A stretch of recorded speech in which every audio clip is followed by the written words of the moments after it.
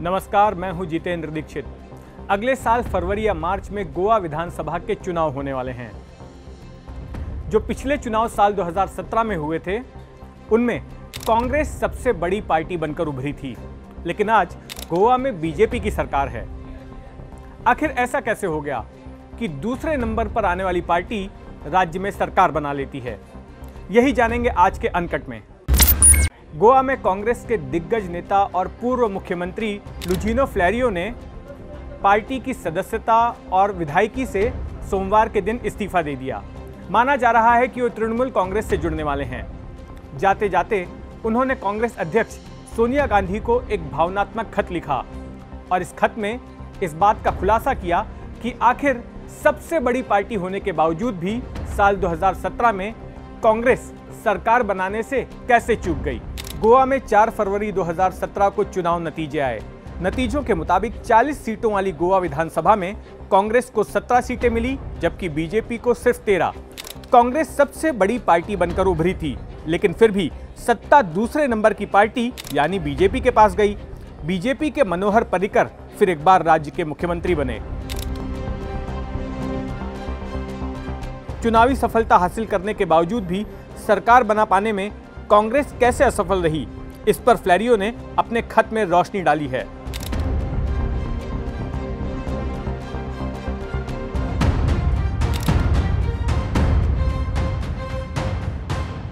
गोवा विधानसभा में बहुमत हासिल करने के लिए 21 विधायकों का समर्थन चाहिए। फ्लेरियो के मुताबिक कांग्रेस के पास अपने 17 विधायक थे। इसके अलावा कांग्रेस समर्थित एक निर्दलीय विधायक भी जीत गया था। 4 अन्य विधायकों का समर्थन भी कांग्रेस को मिल रहा था। इस तरह से कांग्रेस के पास सरकार बनाने के लिए पर्याप्त विधायक थे।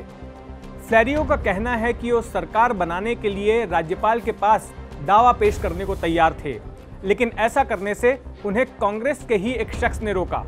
फ्लेरियो ने अपने खत में उस शख्स का नाम नहीं लिखा है, लेकिन उन्होंने सिर्फ इतना लिखा है कि एआईसीसी के गोवा डेस्क के इंचार्ज ने उन्हें राज्यपाल के पास दावा करने जाने से रोका।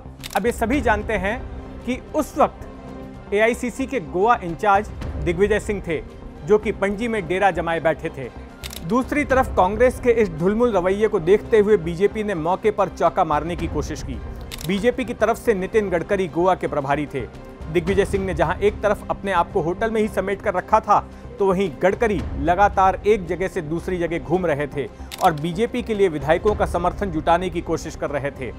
गडकरी के प्रयासों से 3-3 सीट जीतने वाली महाराष्ट्रवादी गोमांतक पार्टी और गोवा फॉरवर्ड इस शर्त पर बीजेपी सरकार को समर्थन देने को तैयार हो गई कि मनोहर पर्रिकर को मुख्यमंत्री बनाया जाए।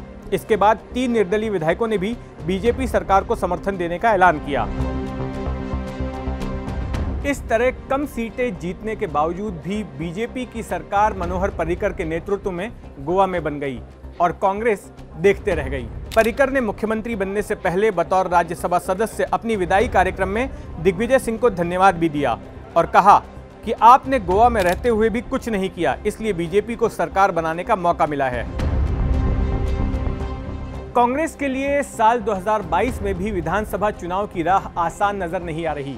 एक तरफ फ्लेरियो जैसे वरिष्ठ नेता पार्टी छोड़कर जा रहे हैं, तो वहीं दूसरी तरफ राज्य में ऐसी पार्टियों की भरमार हो रही है जो कि कांग्रेस की पारंपरिक सेकुलर वोट बैंक में सेंध लगा सकती हैं।